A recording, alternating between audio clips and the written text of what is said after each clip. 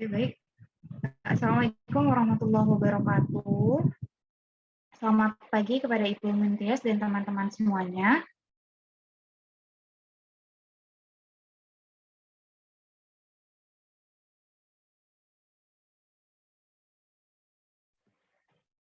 Sebelum mulai perkuliahan pada pagi hari ini, alangkah baiknya kita berdoa terlebih dahulu agar mendapatkan keberkahan dari ilmu yang nantinya kita dapatkan dan nantinya agar dapat diterapkan di kemudian hari. Berdoa dipersilahkan.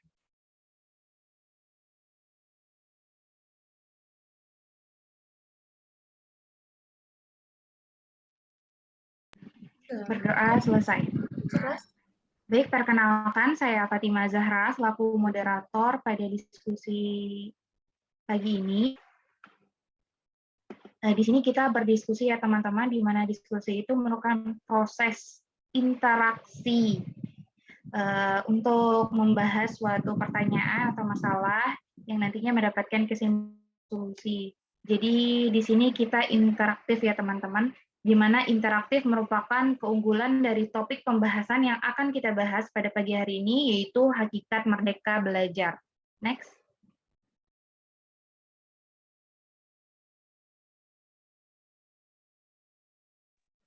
Pada diskusi pagi hari ini, saya ditemani oleh teman saya, yaitu Pinasti Putri Maulita dan Putri Haryanti. Next.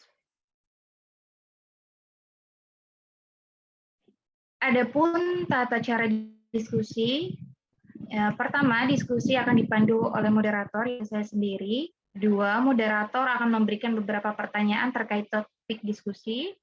Yang ketiga, jika teman-teman ingin menanggapi, harap menggunakan fitur raise hand yang ada di Zoom meeting dan menyebutkan nama terlebih dahulu.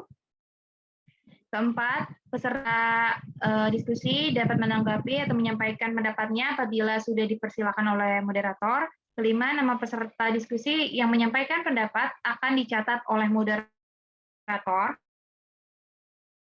Dan yang terakhir, setiap peserta diskusi diharapkan menyimak dengan baik dan berpartisipasi aktif dalam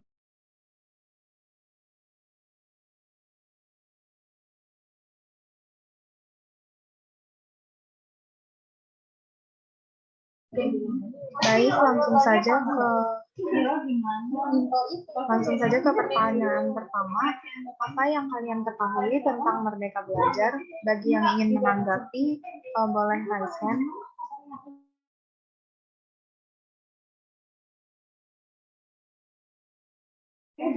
Cindy, dipersilakan.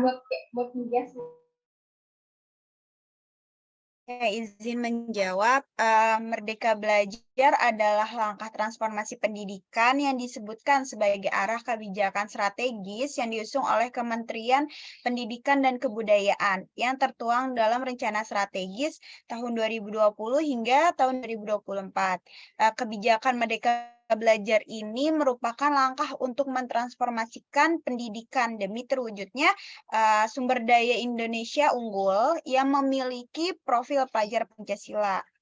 Menurut Mas Menteri Pak Nadiem Makarim, ada 2 poin penting dalam pendidikan, yaitu pertama ada Merdeka Belajar dan guru penggerak. Merdeka Belajar ini artinya guru dan murid memiliki kebebasan untuk berinovasi, kebebasan untuk belajar dengan mandiri dan kreatif. Kemudian dalam implementasi kebijakan Merdeka Belajar ini mendorong peran guru baik dalam pengembangan kurikulum maupun dalam proses pembelajaran.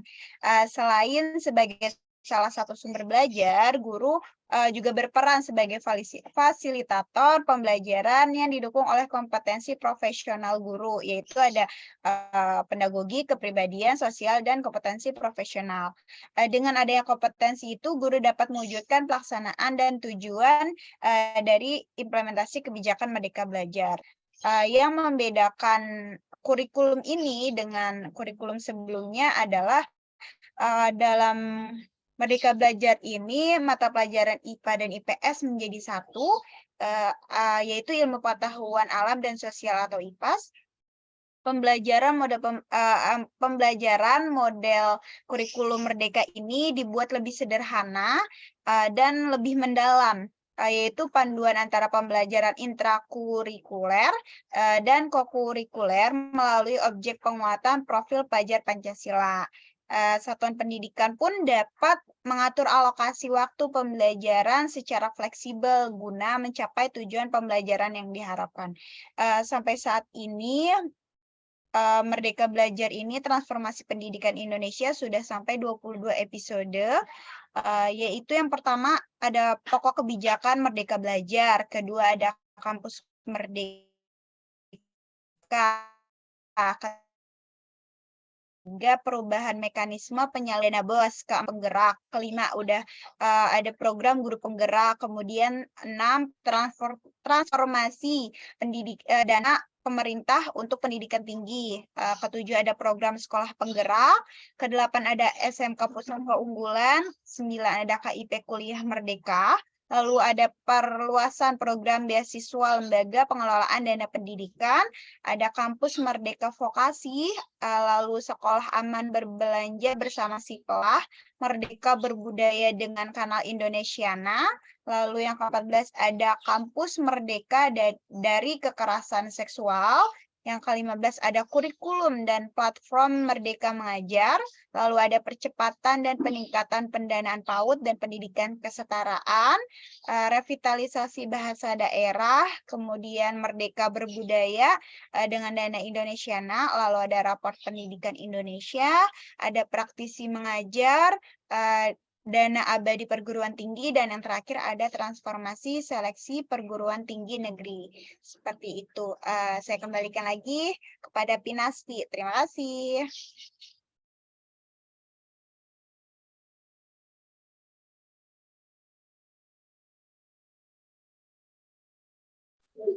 Baik, terima kasih Cindy. Bagi yang ingin menanggapi lagi boleh silakan respon.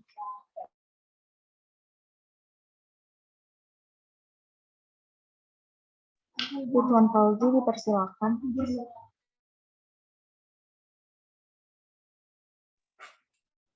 Baik, terima kasih moderator. Sebelumnya suara saya terdengar. Terdengar. Terdengar ya? Oke, baik, bismillah. Perkenalkan, nama saya Ridwan Fauzi. Mohon izin ikut berpartisipasi aktif dalam diskusi kali ini terkait apa yang diketahui tentang kurikulum Merdeka Belajar. Dari yang saya ketahui bahwasanya kurikulum Merdeka Belajar ini adalah sebuah kurikulum yang merupakan bentuk dari evaluasi kurikulum 2013, yang mungkin saja memang kurikulum 2013 saat ini masih banyak digunakan di satuan pendidikan di berbagai daerah. Nah, tadi sudah sangat dijelaskan oleh Cindy bahwasanya kurikulum Merdeka ini membawa perubahan bagi dunia pendidikan. Ini harapannya tentunya untuk menciptakan sumber daya manusia yang unggul dan memiliki profil pelajar Pancasila. Nah, dengan adanya kurikulum Merdeka ini, itu tidak hanya dari kebebasan siswa saja terkait dalam pembelajaran, akan tetapi juga kebebasan pada guru agar dapat mengajar sesuai kebutuhan dan karakteristik siswanya dan berfokus pada materi esensial atau materi pokok yang ingin dibahas dalam pembelajaran. Nah, seringkali kita mendengar tentang kurikulum bahwasanya untuk memiliki profil pelajar Pancasila, siswa profil pelajar itu seperti apa? Saya ingin sedikit membahas terkait profil pelajar Pancasila yang merupakan salah satu tujuan dari kurikulum Merdeka. Nah, dalam kurikulum Merdeka ini identik dengan profil pelajar Pancasila. Profil Pancasila kita bisa ketahui itu dari 6 dimensi. Di mana dimensi pertama itu adalah beriman, bertakwa kepada Tuhan Yang Maha Esa, dan berakhlak mulia. Lalu yang kedua itu ada berkebinekaan global. Nah, di sini pelajar Pancasila mengenal dan mencintai budaya dan negaranya, yang maknanya itu meninggikan rasa nasionalisme. Lalu yang ketiga itu ada mandiri. Pelajar Pancasila memiliki kepemahaman terhadap diri sendiri dan situasi yang dihadapi, serta regulasi diri untuk mencapai tujuan dan meningkatkan kualitas hidupnya. Lalu yang keempat adalah gotong royong, di mana budaya Indonesia memang sejak zaman penjajahan itu selalu bergotong royong. Lalu yang kelima adalah bernalar kritis, dan yang terakhir adalah kreatif. Dari keenam dimensi tersebut menjadi salah satu tujuan kurikulum Merdeka dengan sebutan profil pelajar Pancasila. Sekian, terima kasih.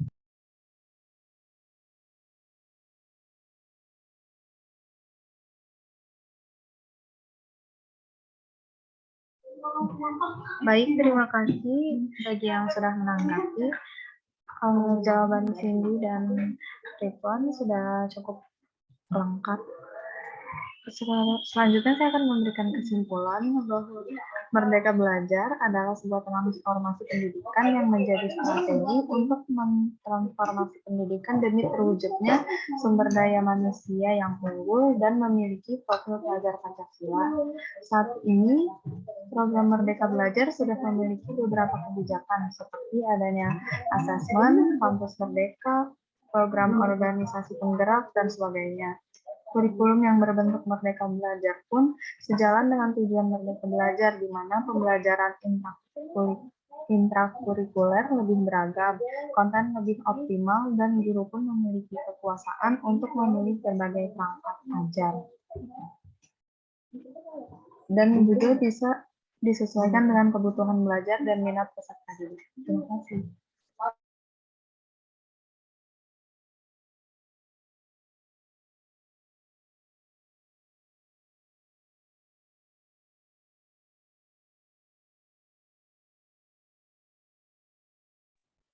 Di next, Dinasti.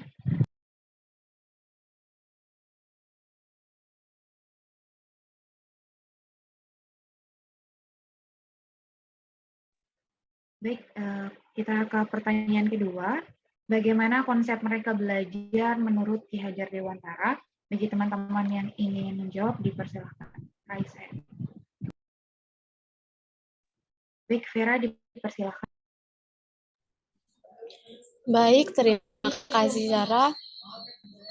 Saya Vera Stella Sagala izin menjawab konsep Merdeka Belajar menurut Ki Hajar Dewantara. Menurut Ki Hajar Dewantara, konsep pendidikan merujuk pada asas kemerdekaan. Artinya, Tuhan Yang Maha Esa memberikan kebebasan pada manusia untuk mengatur kehidupannya dengan tetap sejalan dengan aturan yang ada di masyarakat. Ki Hajar Dewantara juga mempunyai istilah sistem Among, yaitu melarang adanya hukuman serta paksaan terhadap anak didik. Karena hal ini akan mematikan jiwa merdeka serta mematikan kreativitasnya. Demikian dapat dipahami bahwa definisi manusia merdeka yang merujuk pada pendapat Ki Hajar Dewantara, yaitu manusia memiliki kebebasan dari Tuhan Yang Maha Esa untuk mengatur kehidupannya serta melarang adanya hukuman atau paksaan. Menurut Ki Hajar Dewantara, mendidik dan mengajar adalah proses memanusiakan manusia sehingga harus memerdekakan manusia dari segala aspek kehidupan, baik secara fisik, mental, jasmani, dan rohani. Terima kasih. Terima kasih kepada Vera. Ada lagi yang ingin menanggapi?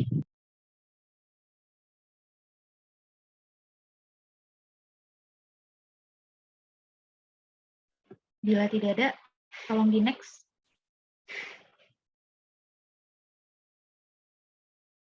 Baik, adapun dari pendapat Vera tadi itu sudah cukup lengkap ya teman-teman, yang mana konsep pendidikan menurut Ki Hajar Dewantara itu didasarkan pada asas kemerdekaan yang memiliki arti bahwa manusia diberi kebebasan dari Tuhan Yang Maha Esa untuk mengatur kehidupannya dengan tetap sejalan aturan yang ada di masyarakat.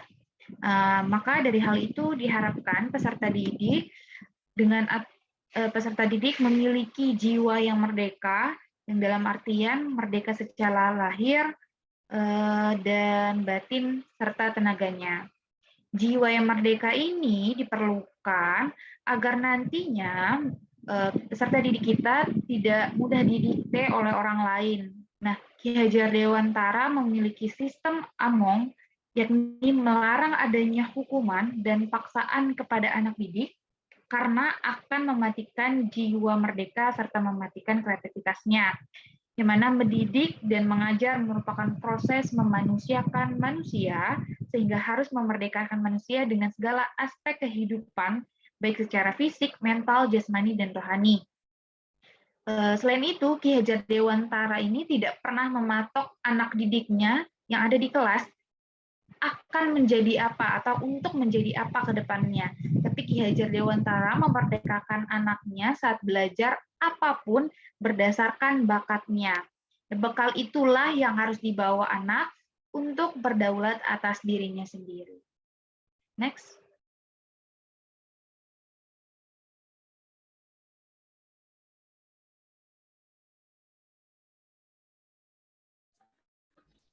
Baik, kita lanjut ke pertanyaan ketiga. Pertanyaannya, apa tujuan kurikulum Merdeka Belajar? Bagi teman-teman yang ingin menjawab, bisa menyalakan fitur raise hand.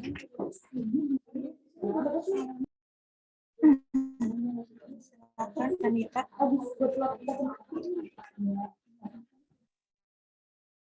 Baik, terima kasih moderator. Saya Anita Herunisa izin menjawab pertanyaan terkait tujuan kurikulum dari Merdeka Belajar. Tujuan dari kurikulum Merdeka Belajar itu yang pertama sebagai pemulihan pembelajaran serta sebagai penyempurna kurikulum sebelumnya. Kemudian menguatkan pendidikan karakter melalui profil pelajar Pancasila, kemudian mempercepat pencapaian tujuan pendidikan nasional, lalu menghadapi tantangan global era revolusi 4.0, lalu menjadi kurikulum pembaharu yang sejalan dengan tuntutan pendidikan abad ke-21 ini, dan meningkatkan mutu pendidikan di Indonesia, lalu yang terakhir untuk menciptakan pembelajaran yang berkualitas yang sesuai dengan kebutuhan dan lingkungan belajar peserta didik. Sekian. Baik, terima kasih Anita atas jawabannya. Selanjutnya, apakah dari teman-teman mahasiswa yang lain ada yang ingin menjawab atau menambahkan? Baik, Indah, dipersilahkan. Baik, terima kasih Putri. Saya Indah Putri Syafa izin memberikan pendapat. Tujuan kurikulum Merdeka Belajar yang pertama, menciptakan pendidikan yang lebih menyenangkan. Selama ini, tidak sedikit orang, bahkan siswa yang menganggap pendidikan atau belajar adalah hal yang membosankan dan sulit dilakukan. Untuk mengubah persepsi ini, makanya dibuatlah kurikulum merdeka agar pendidikan lebih menyenangkan bagi siswa maupun guru. Selanjutnya yang kedua yaitu mengejar ketertinggalan pembelajaran dibandingkan dengan negara lain. Seperti di negara maju, pendidikan di Indonesia juga cukup tertinggal jauh. Oleh karena itu salah satu tujuan kurikulum merdeka adalah mengejar ketertinggalan pembelajaran di Indonesia. Lalu yang ketiga, mewujudkan potensi peserta didik. Jadi dalam kurikulum ini dibuat lebih sederhana dan fleksibel sehingga pembelajaran bisa lebih mendalam. Kurikulum ini juga lebih fokus pada materi esensial dan pengembangan kebutuhan peserta didik pada fase-fasenya. Selain itu, dalam kurikulum merdeka ini, peserta didik memiliki kebebasan dalam memilih materi pelajaran sesuai dengan potensi yang dimiliki dan ingin dikembangkan. Terima kasih.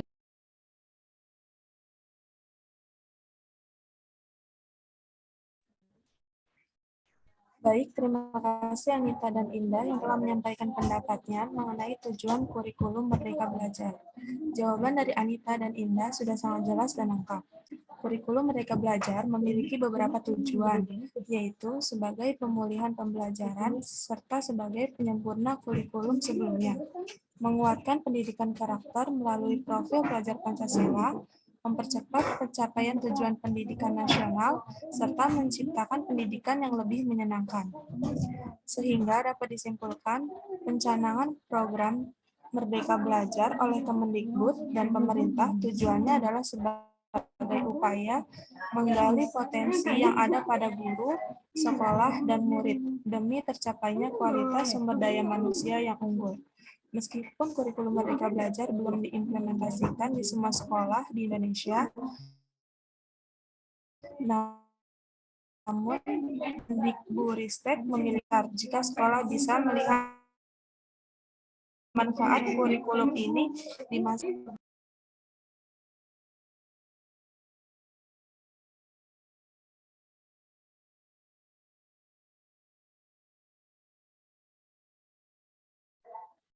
Baik, lanjut ke bahasan selanjutnya. Pertanyaannya, apa karakteristik kurikulum Merdeka Belajar? Bagi yang ingin menanggapi bisa raise.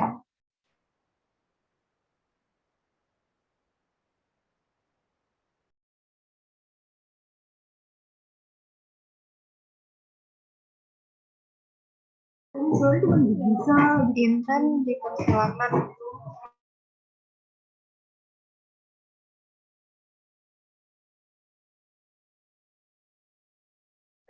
Oke, terima kasih kepada moderator izin menjawab mengenai karakteristik Merdeka Belajar. Yang pertama, pembelajaran berbasis proyek, di mana pembelajaran lebih berfokus pada pemerolehan pengetahuan melalui praktikum atau percobaan atau membuat proyek langsung. Sehingga siswa akan memahami konsep lebih dalam, bukan hanya sekedar menghafal, dan dapat pula mengembangkan soft skill dan karakter sesuai profil belajar Pancasila. Yang kedua, fokus terhadap materi pembelajaran yang mendalam bagi kompetensi dasar, misalnya literasi. Sekian dari saya.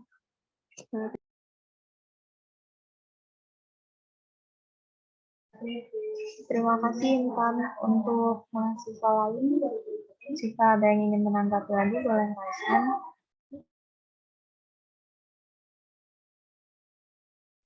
Diana, dipersilakan.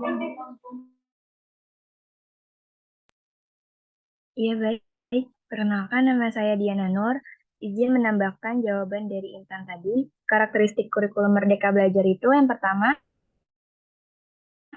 ada fokus terhadap materi yang esensial. Kurikulum Merdeka ini lebih fokus terhadap materi esensial. Oleh karena itu, beban belajar di setiap mata pelajaran menjadi lebih sedikit. Hal ini menunjukkan kurikulum Merdeka lebih mengutamakan kualitas dibandingkan kuantitas. Yang kedua itu lebih fleksibel. Kurikulum Merdeka dinilai lebih fleksibel dibandingkan kurikulum sebelumnya. Artinya, guru, siswa, dan sekolah lebih merdeka dalam melaksanakan kegiatan pembelajaran di sekolah. Sebagai contoh, siswa tidak lagi belajar di kelas dengan membaca buku atau sekedar menghafal. Tetapi siswa bisa belajar di mana saja untuk membuat suatu karya atau proyek. Yang terakhir itu ada tersedia perangkat ajar yang cukup banyak. Dalam kurikulum Merdeka, guru juga dibebaskan untuk menggunakan perangkat ajar yang cukup banyak, mulai dari buku teks, asesmen literasi, dan numerasi, modul ajar, dan lain sebagainya. Selain itu, Kemendikbud mengeluarkan aplikasi Android dan website, yaitu platform Merdeka Mengajar yang bisa digunakan guru sesuai keperluan. Sekian, terima kasih.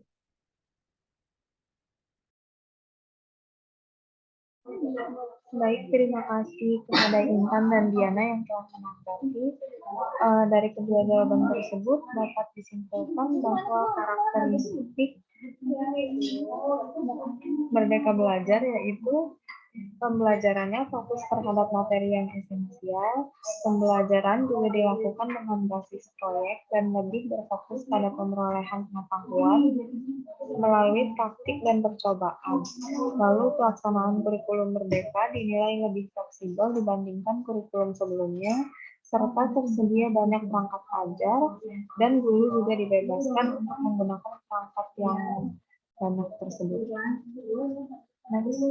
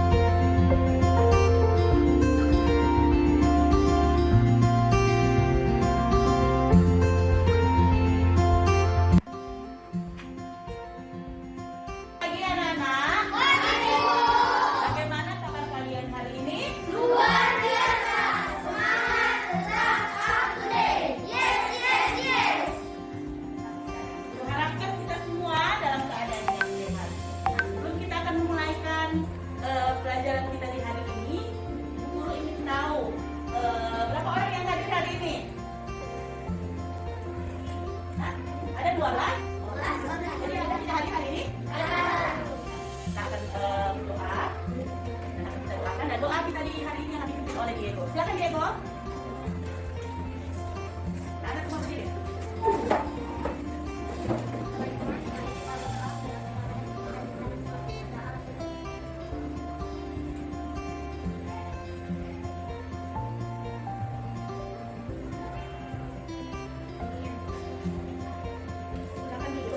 Semua guru undang untuk berdiri.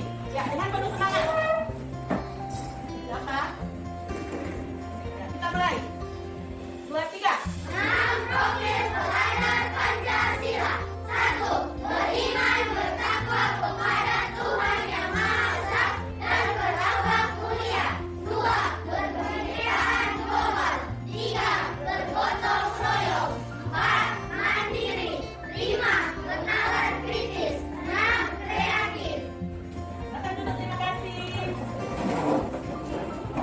Anak-anak, guru ingin bertanya. Kalau kita berpergian jauh, kita menggunakan apa? Hah? Mobil. Motor. Apa lagi? Hah? Kapal. Nah, yang kalian sebutkan tadi itu adalah apa? Macam-macam apa? Alat transportasi. Hebat. Nah, sekarang siapa di sini yang sering bepergian menggunakan mobil? Hah? Siapa? Oh, apa? Kak Fadil. Ya, Fadil sering bepergian naik mobil. Ya, bagaimana perasaan Fadil? Senang. Senang sekali naik mobil. Nah, anak-anak, pembelajaran kita di hari ini dengan tujuan pembelajaran kita akan melihat melalui Google Form mencari akan macam-macam dari alat-alat transportasi dan kemudian kita akan merancang atau kita akan membuat alat-alat transportasi tersebut dan akan dibuat oleh anak-anak yang kemarin Ibu sudah sampaikan untuk membawa alat-alat dan bahan. Ada yang bawa semua? Ada. Buka di Google Form. Kita akan merancang alat-alat transportasi tersebut dan sambil kalian nantinya akan mencari dan merancang, Ibu Guru akan menilai kalian, yaitu dengan penilaian sikap, pengetahuan dan juga keterampilan. Nah, dalam penilaian sikap kita akan Ibu Guru akan menilai sesuai dengan profil pelajar Pancasila, yaitu bernalar kritis, mandiri dan kreatif. Ya, sambil kalian mencari, Ibu Guru akan menilai sikap kalian sementara kalian mencari, kemudian bagaimana pengetahuan kalian untuk melihat apa atau macam-macam alat transportasi yang akan kalian rancang dan akan kalian buat. Kemudian keterampilan bagaimana cara kalian membuat. Dengan bernalar kritis dan kreatif, kalian akan membuat sesuai dengan bahan-bahan yang Ibu Guru suruh bawa kepada kalian kemarin. Ayo, silakan mencari. Diego akan memberikan contoh untuk mencari macam-macam alat transportasi. Silakan. Teman-teman yang lain boleh melihat. Diego akan mencari contoh gambar alat-alat transportasi.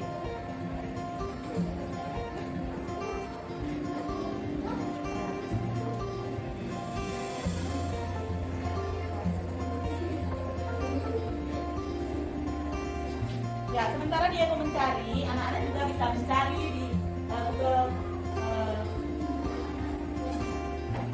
Ya. Diego cari mana yang akan Diego buat atau yang akan Diego rancang.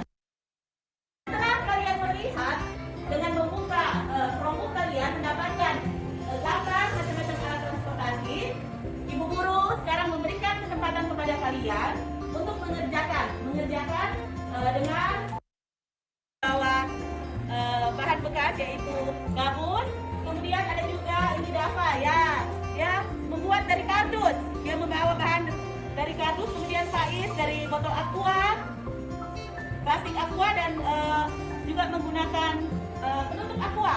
Nah kemudian ini juga ada yang membuat stick. Ayo silakan diselesaikan, silakan kalian kerjakan menggunakan stick es, kemudian juga dengan menggunakan penutup botol aqua. Ayo. Sementara dan dari bahan-bahan bekas yang tidak berguna lagi. Setelah kalian mengerjakan, guru akan menilai kalian. Keterampilan yang kalian buat. Ayo, silakan.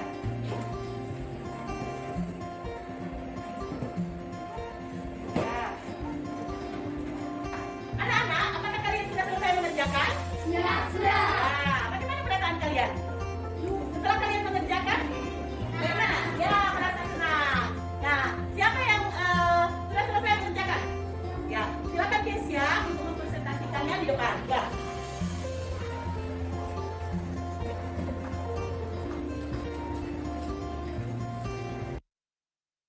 Ya, pelajaran kita di hari ini telah selesai. Bagaimana perasaan kalian setelah kalian belajar? Siap, senang. Senang, ya, sangat senang. Nah, untuk itu sekarang Bang akan tutup. Silakan anak-anak membereskan perlengkapan yang kalian bawa, menutup Chromebook kalian masing-masing. Ayo, dan kita akan tutup dengan doa yang akan dipimpin oleh Diego.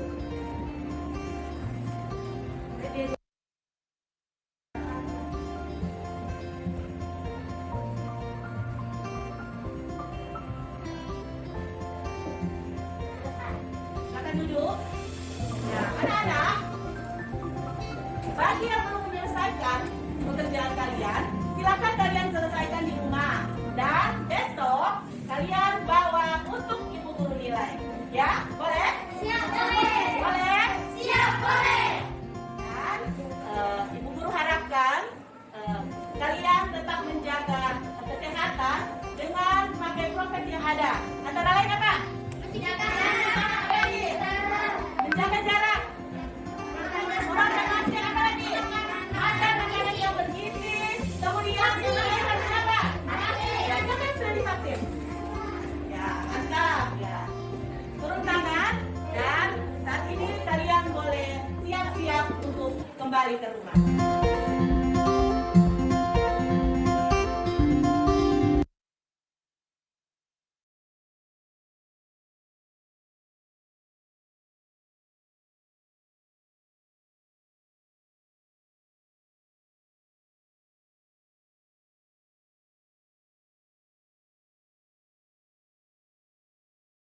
Itulah tadi teman-teman, itu salah satu contoh penerapan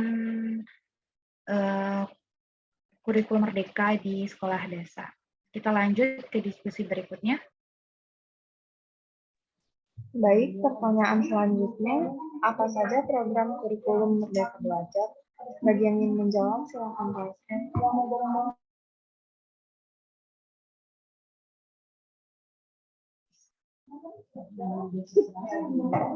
Baik, Resti, silakan. Baik, terima kasih Pinasti. Saya Resti Nugrani Medi, izin menjawab pertanyaan tersebut. Program kurikulum Merdeka Belajar itu ada 4, yaitu ujian sekolah berstandar nasional atau USBN.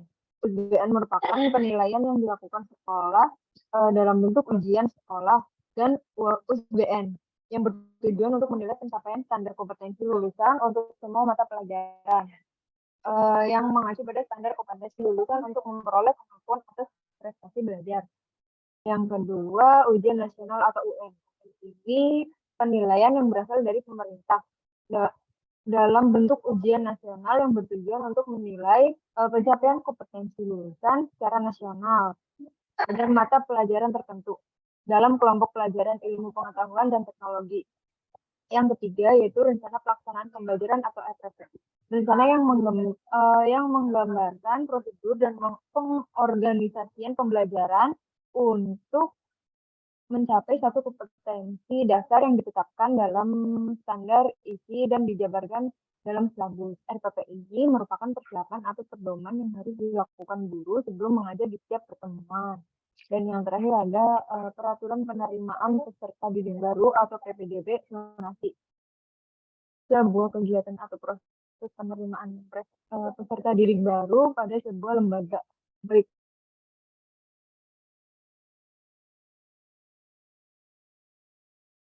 formal maupun non formal di berbagai tingkat dan setelah penerimaan terganti setelah proses kenaikan kelas. Sekian dari saya, saya kembali kepada emosi. Terima kasih.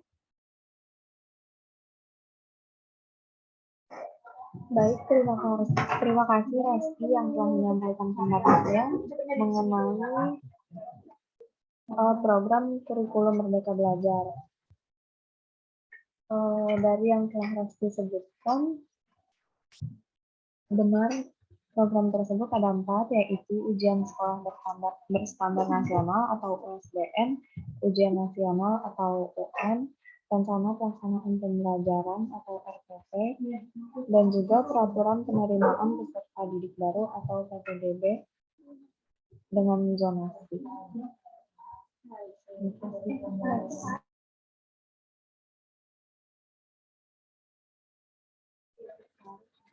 Baik, selanjutnya kita ke pertanyaan ke-6. Apa kelebihan kurikulum Merdeka Belajar? Bagi teman-teman yang ingin menjawab, bisa menyalakan fitur raise. Baik, Nadia, dipersilahkan. Sebelumnya mohon maaf ya saya. Oke, misalnya lagi kurang enak badan. Menurut saya tuh beberapa kelebihan dari kurikulum Merdeka Belajar, yaitu pertama, kurikulum Merdeka itu desainnya lebih sederhana dan terfokus. Sehingga penerapan kurikulum Merdeka ini membuat siswa itu lebih fokus pada materi yang esensial dan mengembangkan kompetensi murid. Hal ini bisa dilihat dari penyampaian bahan ajar yang tidak terburu-buru, justru disampaikan secara mendalam dan bermakna. Lalu selanjutnya, sesuai namanya, kurikulum Merdeka ini itu lebih merdeka atau lebih fleksibel dibandingkan kurikulum lainnya. Siswa dibebaskan untuk memilih mata pelajaran yang ingin dipelajari sesuai minat, bakat, dan aspirasinya. Sehingga guru pun dapat mengajar sesuai tahap capaian dan perkembangannya. Lalu yang terakhir, kurikulum Merdeka ini lebih interaktif dan relevan dengan profil pelajar Pancasila. Kurikulum Merdeka itu juga mengenalkan berbagai metode pembelajaran yang dapat dipilih oleh guru sesuai dengan kapasitas peserta didiknya. Salah satunya itu melalui pembelajaran berbasis proyek atau bisa kita sebut project based learning. Metode ini memberikan kesempatan kepada peserta didik untuk mengeksplorasi isu-isu aktual yang terjadi saat ini berkaitan dengan materi pembelajaran dan relevan dengan pengembangan karakter dan kompetensi profil pelajar Pancasila. Seperti itu. Baik, terima kasih Nadia atas jawabannya. Selanjutnya, apakah dari teman-teman mahasiswa yang lain ada yang ingin menjawab atau menambahkan?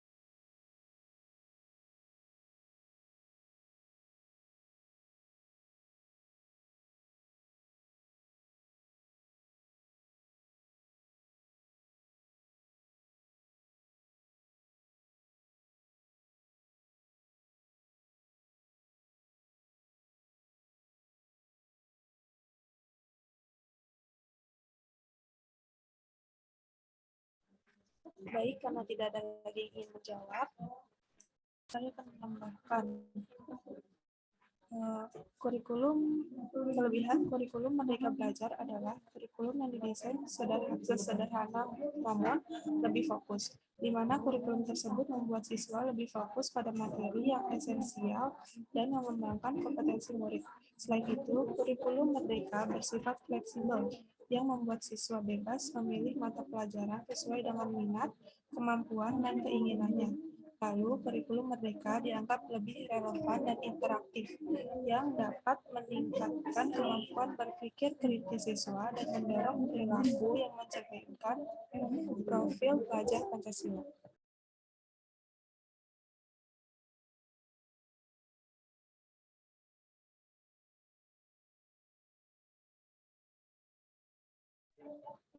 Baik, kita lanjut ke pertanyaan Yang ketujuh, pertanyaannya, apa kelemahan kurikulum Merdeka Belajar?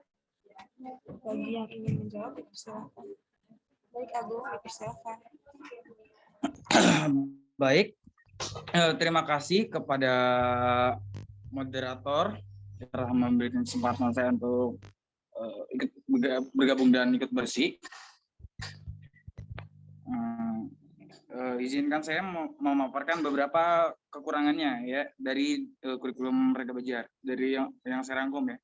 Satu, membutuhkan waktu dan biaya yang tidak sedikit. Dengan bebasnya berekspresi, peserta didik dapat belajar tentunya memakan waktu dan biaya yang tidak sedikit karena dalam prosesnya peserta didik memiliki minat dan bakat yang berbeda. Yang kedua, kurangnya guru yang merdeka. Untuk mewujudkan peserta didik yang merdeka dalam belajar tentunya memerlukan guru yang merdeka dalam mengajar juga. Guru yang merdeka sangat terbatas. Hal ini disebabkan oleh kurangnya pengalaman para guru karena program Merdeka Belajar merupakan program yang baru diterbitkan. Yang ketiga, kurangnya referensi. Untuk menjalankan program Merdeka Belajar ini tentunya memerlukan referensi atau rujukan seperti buku sebagai alat belajar, buku yang ada sekarang dinilai rendah, perangkatnya dan internetnya memadai dan mudah diakses. Bahkan yang saya temui masih banyak sekolah-sekolah itu yang menggunakan kurikulum 2013 gitu. Dan buku-bukunya 2013. Maka dari itu memerlukan buku yang lebih efisien untuk menjalankan pembelajaran dan mewujudkan program Merdeka Belajar ini.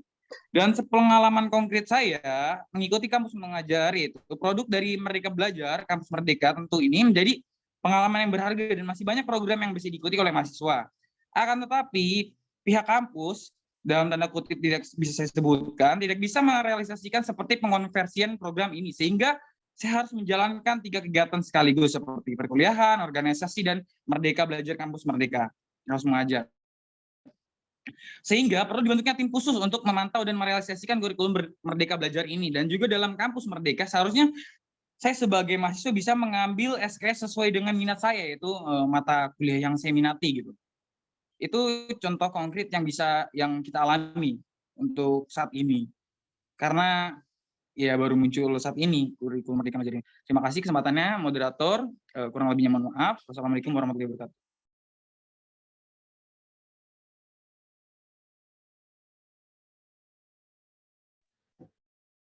Baik, terima kasih Agung atas jawabannya. Selanjutnya, apakah dari teman-teman mahasiswa yang lain ada yang ingin menjawab atau menambahkan?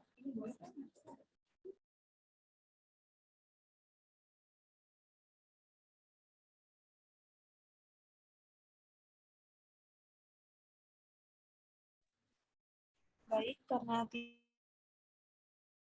menambahkan jawaban dari Agung mengenai kelemahan kurikulum Merdeka Belajar. Jika diperhatikan, kekurangan pada kurikulum Merdeka Belajar sangat banyak. Adanya kekurangan seharusnya menjadi bahan evaluasi bagi para stakeholder atau pemangku kebijakan, supaya bisa membuat keputusan yang lebih matang dan bijak. Dengan diresmikannya kurikulum Merdeka, tentu saja pihak pemerintah harus mensosialisasikan mengenai kurikulum baru tersebut dan melakukan persiapan yang matang. Selain itu, guru sebagai tombak utama penerapan kurikulum juga harus diberikan pola pendidikan dan latihan secara bertahap namun berkelanjutan. Memperkenalkan strategi-strategi pembelajaran yang berpihak kepada murid, meningkatkan kualitas pedagogis guru, serta mengubah pola pikir dan paradigma lama guru. Dengan demikian, kurikulum Merdeka dapat terlaksana dengan baik.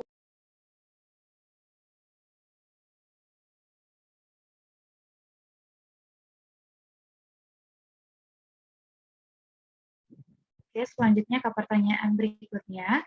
Berikan contoh penerapan kurikulum Merdeka Belajar. Bagi teman-teman yang ingin menjawab, dipersilakan. Baik, Nurul, dipersilakan. Baik, saya Nurul Zahro izin menyampaikan pendapat saya mengenai contoh penerapan kurikulum Merdeka Belajar.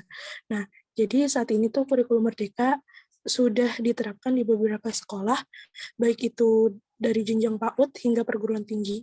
Nah, berikut ini saya akan menyampaikan gitu ya pendapat saya mengenai contoh penerapan dari kurikulum Merdeka Belajar, khususnya di jenjang sekolah dasar.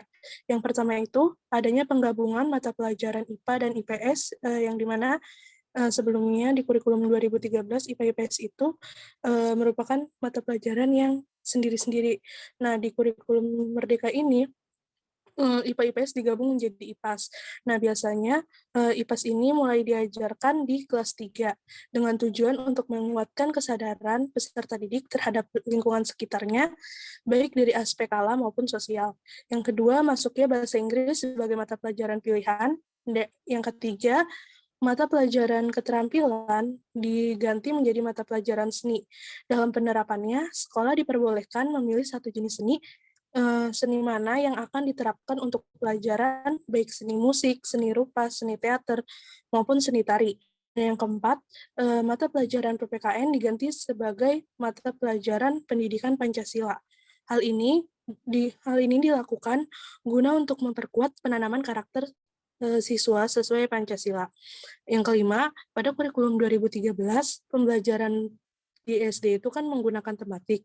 Namun, di mana tematik itu 5 mata pelajaran dijadikan satu tema gitu ya. Namun di kurikulum Merdeka ini mata pelajaran itu sudah dipisah-pisah lagi. Misalnya bahasa Indonesia sendiri, matematika sendiri, terus pendidikan Pancasila sendiri dan lain-lain.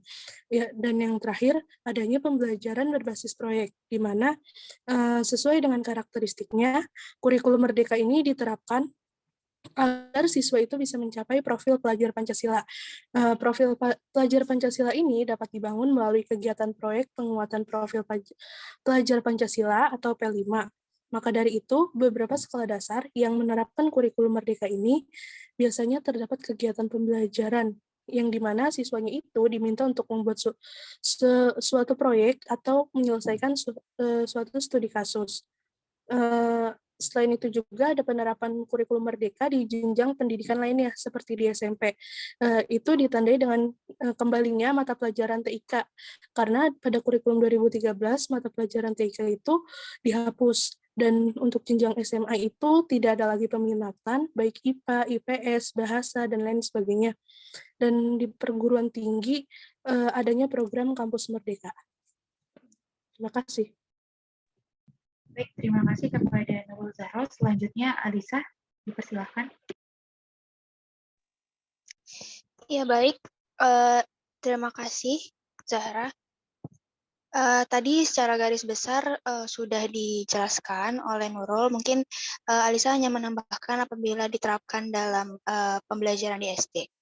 Jadi, contohnya menurut Alisa itu, misalnya seorang guru di sekolah A ini merancang proyek bertema planet, karena kan kurikulum Merdeka ini biasanya pembelajarannya menggunakan pembelajaran berbasis proyek ya.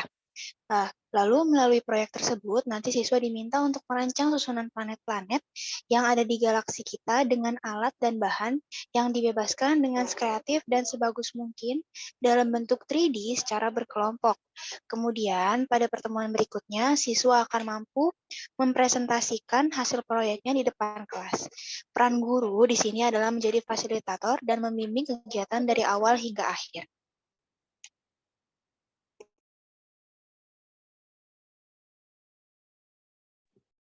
Baik, terima kasih kepada Alisa dan juga Nurul Zahro. Pendapat dari Nurul dan Alisa sudah lengkap ya teman-teman, yang mana tadi Nurul menjelaskan penerapan secara general dan Alisa menjelaskan secara spesifik atau pembelajaran secara langsungnya. Yang saya menambahkan, yang mana pendekatan kurikulum Merdeka di sekolah itu dengan mempercayakan murid-murid untuk bekerja dengan mandiri dan membimbingnya jika dibutuhkan bantuan. Jadi di sini guru sebagai fasilitator dan memberikan kepercayaan kepada peserta didiknya dalam bekerja secara mandiri. Next.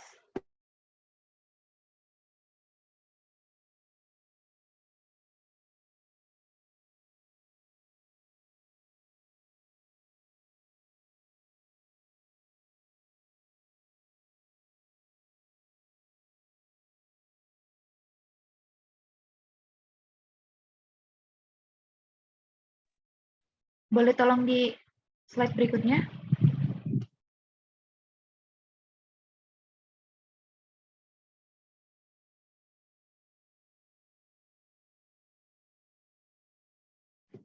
Baik teman-teman, itulah diskusi dari kelompok kami. Jadi kita telah membahas gitu ya mengenai pengertian dari Merdeka Belajar itu sendiri. Selanjutnya juga ada konsep Merdeka Belajar menurut Ki Hajar Dewantara. Kita juga telah membahas tujuan dari kurikulum Merdeka itu sendiri, karakteristiknya seperti apa, kelebihannya, kekurangannya, programnya, dan contoh penerapannya dalam kurikulum Merdeka Belajar. Itu tadi diskusi pada pagi hari ini. Apabila ada kata yang salah, mohon dimaafkan. Dan untuk teman-teman yang telah berpartisipasi aktif, saya ucapkan terima kasih. Sekian dari kelompok kami. Wassalamualaikum warahmatullahi wabarakatuh. Saya kembalikan ke PJ.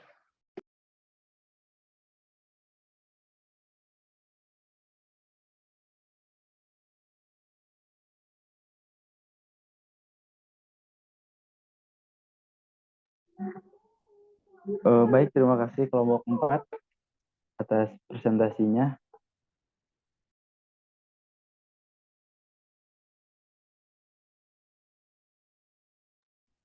Baik teman-teman, jika tidak ada lagi kita cukupkan saja.